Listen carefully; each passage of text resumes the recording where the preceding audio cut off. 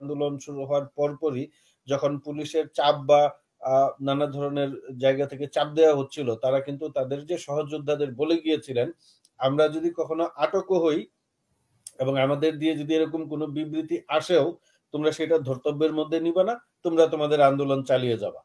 তো সেই জায়গায় তারা ধরেন বিবৃতিটা দিয়ে দিয়েছে। তো এটা তো তারা পরিকল্পনা আগেই করে ফেলেছে। সেই জায়গায় যে আমাদের গোয়েন্দা পুলিশ এরা যে পুরোপুরি হেরে গেল এইসব বাচ্চাদের কাছে, তাদের কৌশলে যে মার যে আওয়ামী লীগের একটা অংশকে কিন্তু আমরা খুবই নিশ্চুপ থাকতে দেখছি এবং এরা কিন্তু এবং আওয়ামী লীগের সবাই যে মাঠে নামছে তাও কিন্তু না, যে কারণে তারা জনগণের সামনে দাঁড়াতে পারছে না। ছাত্রলীগ যুবলীগের কিছু সন্ত্রাসী বা গুন্ডা নামিয়েছে, আর আমরা যেমনটা শুনছি সামনে হয়তো বা শ্রমিক লীগের কিছু সন্ত্রাসী নামাতে পারে, কিন্তু জনগণের সামনে কিন্তু তারা টিকে থাকতে পারবে না। এখানে এই বিবৃতিটি দেখে আমার বেশ হাসি পেয়েছে। হাসি পেয়েছে এই অর্থে যে একটা সময় বাংলাদেশে যারা আইসিএস বা ব্রিটিশ আমলে বা পাকিস্তান আমলে বা বাংলাদেশেও একটা নির্দিষ্ট সময় পর্যন্ত যারা সিভিল সার্ভিসে ঢুকতেন, তাদের সম্পর্কে আমাদের জনমনে একটা ধারণা ছিল যে তারা খুবই মেধাবী স্টুডেন্ট এবং মানে শুধু একাডেমিক জায়গা থেকেও মেধাবী না, তাদের চিন্তা চেতনা বা বোধ বুদ্ধি অত্যন্ত উঁচু মানের হয়। বা আমিও ঢাকায় যখন গণমাধ্যমে কাজ করেছি তখনও আমার অনেক মেধাবী আমলাদের সঙ্গে পরিচয় হয়েছে, যারা পাকিস্তান আমলে নিয়োগ পেয়েছেন বা বাংলাদেশে ধরেন 70 বা 80 দশকে নিযুক্ত হয়েছিলেন সিভিল সার্ভিসে। কিন্তু এরপরে যেটা হয়েছে যে বাংলাদেশের সিভিল সার্ভিস সম্পর্কে একটা কথা প্রচলিত আছে যে এরা আসলে গাইড বই মুখস্থ করে, নীলক্ষেতের সেই বই মুখস্থ করে আসলে বিসিএস এ পাস করে। কারণ বিসিএস এর যে সিলেবাসটা এটা আসলে খুব বেশি আধুনিক এবং দক্ষ আমলা নির্বাচনের পদ্ধতি বলে মনে হয় না। মানে একটা গাইড বই মুখস্থ পাস করে ফেলে আর কি, এরকম একটা কিছু। এই ঘটনাটা আমি এই জন্য বললাম, আজকে যে কাণ্ডটি আমাদের ডিবি কর্মকর্তারা করলেন এটা আসলে হাস্যকর এবং এতে তাদের মেধা এবং বুদ্ধি যে খুব নিচু স্তরের এতে প্রমাণিত হয়ে গেল। তারা প্রথম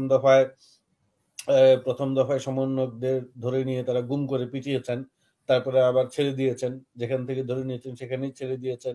এরপরে আবার দ্বিতীয় দফায় তাদের ধরে নিলেন, ধরে নেওয়ার পরে তাদেরকে হয়তো বা হুমকি টুমকি দিয়েছেন, দেওয়ার পরে তাদের দিয়ে একটা বিবৃতি পাঠ করালেন। এখন এই বিবৃতি যে পাঠ করালেন এটা আসলে কেউ বিশ্বাস করবে না, এটা করার কথাও না। বরং আমি যেটা বলবো যে যেই যেই ৬ জন সমন্বয়ক এই বিবৃতি পাঠ করেছেন তাদের কি ছেড়ে দিয়েছে কিনা আমি জানি না। তবে তাদের চতুরতার কাছে কিন্তু এই ডিবি কর্মকর্তারা হেরে গেলেন।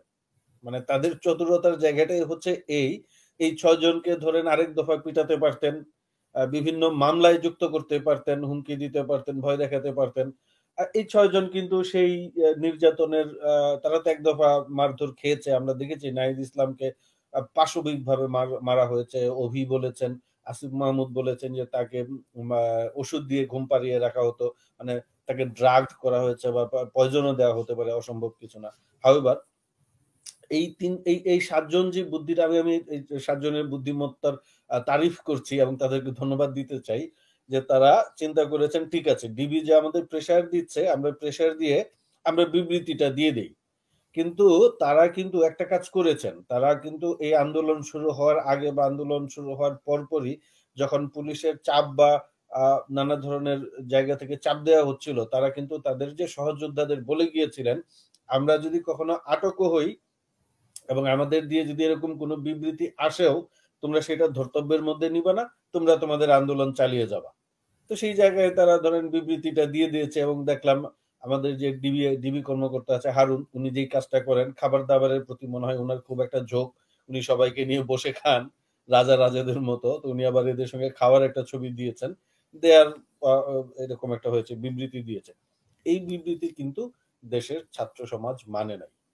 এই বিবৃতি দেওয়ার সঙ্গে সঙ্গে বৈষম্য নিরসন ছাত্র আন্দোলনের অন্যান্য সমন্বয়করা বলেছেন যে তাদেরকে অস্ত্রের মুখে জিম্মি করে এই বিবৃতি দেওয়া হয়েছে এবং এই বিবৃতি আমরা মানব না এবং এই আন্দোলন আমরা চালিয়ে যাব। এবং তারা যেটা হয়েছে এই ঘটনার কারণে ছাত্র সমাজ আরো বিক্ষুব্ধ হয়েছে।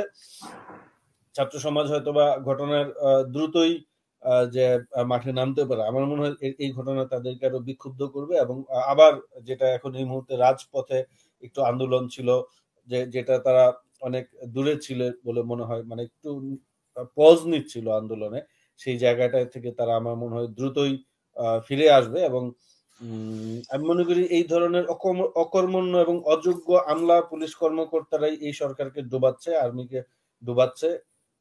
এবং এই ধরনের আমি বুঝলাম না এই ধরনের লোকজন এইরকম বুদ্ধি-শুদ্ধি নিয়ে কিভাবে এতদিন তারা সরকারি চাকরি করেছেন এবং বিসিএস এর মতো একটা কঠিন আমাদের কাছে মনে হয় প্রচার করা হয় যে বিসিএস এ মনে হয় নিয়োগ পাওয়া খুব কঠিন। কিন্তু এখন আমার সন্দেহ মনে হচ্ছে যে এইখানে আসলে এই কি ধরনের লোকজন চাকরি করে। এই নাটকটা যে কোনো একদম এটা শিশু সুলভ নাটক বললেও ভুল হবে। আমি জি। যদি আজকে দায়িত্বে থাকতাম তাহলে এই নাটকের সঙ্গে যারা জড়িত তাদেরকে আমি শাস্তির মুখোমুখি করতাম। কারণ এই নাটক করে সরকারের বিরুদ্ধে আগুনে আরো ঘি ঢেলে দেয়া হয়েছে, আরো উস্কে দেয়া হয়েছে। এইটা সরকারের জন্য আরো ক্ষতিকর হবে। মানে আপনি নিশ্চয়ই এই যে ২-৩ থেকে যে ওদের ধাপে ধাপে তুলে নিয়ে গেছে এই ৬ জনকে, আমরা হুম, কিন্তু এরকমই সন্দেহ করছিলাম। যদিও সরকারের কাছ থেকে বলা হচ্ছে ওদের নিরাপদে রাখার জন্য। হুম। ওদেরকে কারা মারতে আসবে ওদেরকে নিরাপদে রাখার জন্য তুলে নেওয়া হয়েছে ডিবি এইগুলার অফিসে। নাটক ধরেন কি এইগুলার নাটক কোনো যৌক্তিক সমাধানে পৌঁছাবে না। বরং হচ্ছে এই ধরনের কাজকর্ম হ্যাঁ, আমাদের স্বরাষ্ট্রমন্ত্রী বলেছেন, আমাদের ডিবি কর্মকর্তা হারুন সাহেবও বলেছেন যে উনি আ নিরাপত্তার জন্য নেয়া হয়েছে। তারা যেটা এখন বলার চেষ্টা করবেন যেহেতু এই আন্দোলন থেকে তারা প্রত্যাহার করবে, বিবৃতি দিবে। এইজন্য হয়তোবা অন্যরা তাদেরকে আ হামলা করতে পারে। সেই ঝুঁকিমুক্ত রাখার জন্য তাদেরকে হেফাজতে রেখেছেন। কিন্তু আপনি দেখবেন যে বৈষম্য আ নিরসন ছাত্র আন্দোলনের যে ফেসবুক পেজ গুলো আছে, সামাজিক যোগাযোগ মাধ্যমের অন্যান্য যে তাদের প্ল্যাটফর্ম গুলো আছে, সবখানেই কিন্তু তারা বেশ কয়েকজন বলেছেন যে তাদের এইরকম পরিকল্পনাই ছিল। তাদের শুরু থেকেই পরিকল্পনা ছিল যে এদের মধ্যে যারা আটক হয়েছে তারা কি বিবৃতি দিল কি দিল না এটার জন্য অন্যরা বসে থাকবে না, তাদের কথা কানেও নিবে না।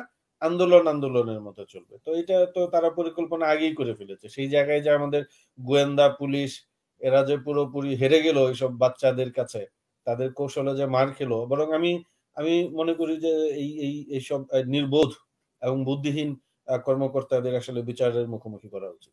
আমাদের যে এই যে ছাত্র সমাজ এরা কিন্তু অসম্ভব মেধাবী এবং বুদ্ধিমান। আপনারা দেখেন উনারা যে ১ নাম্বার দাবিটা উনারা সরাসরি বলছেন না যে এটা সরকার পতনের আন্দোলন। সরকার যেন এখান থেকে কোন অ্যাডভান্টেজ বা সুবিধা নিতে না পারে। কিন্তু উনারা যে ১ নম্বর দাবিটি রেখেছেন এই দাবিটা যদি পূরণ হয় তাহলে তার বর্তমান সরকার থাকার সুযোগ থাকে না।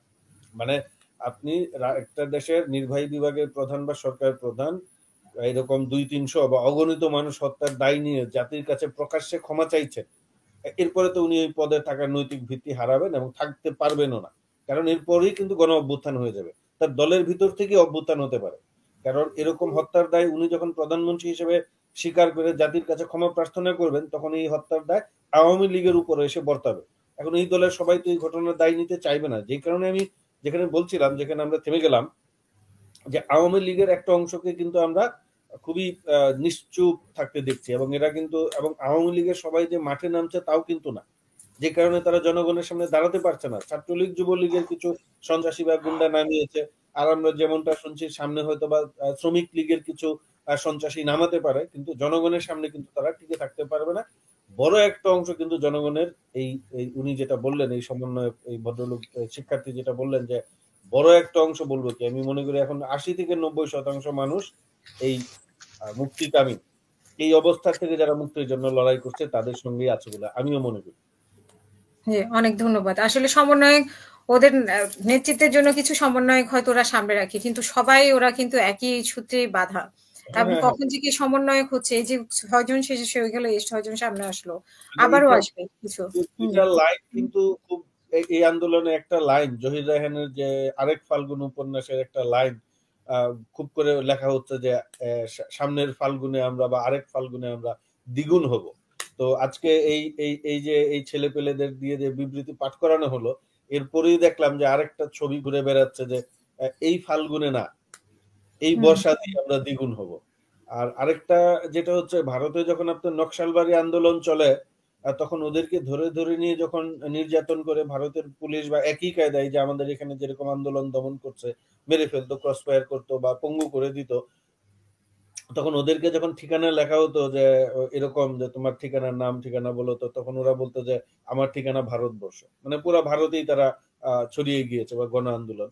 তো বৈপ্লবিক পরিস্থিতিতে এরকম কিন্তু একটা কথাবার্তা হয় এবং মানুষকে উজ্জীবিত করার জন্য, উত্তেজিত করার জন্য। তো এদের মধ্যে কিন্তু আমি বিপ্লবের যে এরকম যে কথাবার্তা যে এখন এখানে আপনি কয়জন সমন্বয়ককে আটকাবেন?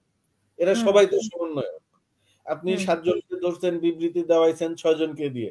আবার দেখছেন ৯ জন ১২ জন বিবৃতি দিচ্ছে। আবার এদেরকে আটক করলে আবার ৫০ জন আসবে। এই আন্দোলন দমানোর মতো না। মানে যতই সরকার দমানোর চেষ্টা করবে ততই তারা নিজেরা খাদের কিনারায় যাবে।